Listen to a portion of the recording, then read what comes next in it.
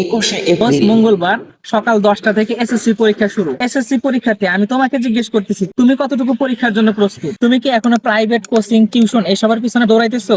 মনে রাখো, এখন তোমার পরীক্ষা রুটিন দিয়েছে। এখন তোমার এই কোচিং, টিউশন, প্রাইভেট এগুলোর পিছনে দৌড়ানোর সময় নেই। তুমি তো অনেক পড়াশোনা করেছো, 2 বছর সময় পেয়েছো, 2 বছরের মধ্যে প্রচুর প্রাইভেট পড়েছো, কোচিং করেছো। এখন আর এত কোচিং প্রাইভেটের প্রয়োজন নাই।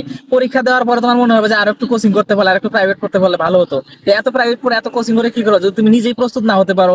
এখন নিজে প্রস্তুত হয়েছো কিনা, তুমি কতটুকু পারো এটা কখন জানতে পারবা? যখন তুমি বাসায় তুমি রিভিশন করবা। রিভিশন করার পরে যখন তুমি বিগত সালে প্রশ্ন বা প্রিভিয়াস ইয়ার্স কোশ্চেন তুমি প্র্যাকটিস করবা, ওইগুলো পারলে তুমি শিখছো, না পারলে তুমি শেখো নাই। নিজেকে জাস্টিফাই করে যেখানে যে অধ্যায়ের মধ্যে সমস্যা পাবা, অনেকগুলো সমস্যা যখন এক জায়গা হবে, সেগুলো নিয়ে তুমি টিচারের কাছে একদিন যাও, স্যারকে দেখাও, স্যারকে দেখায় সমস্যাটা সমাধান করে নাও। দেখবে পরীক্ষা দেওয়ার আগে তুমি একটা কনফিডেন্ট পেয়ে যাবে যে না, আমি এখন পরীক্ষা দেওয়ার উপযোগী হয়েছে, পরীক্ষা দিলে ভালো একটা ফলাফল করতে পারবো।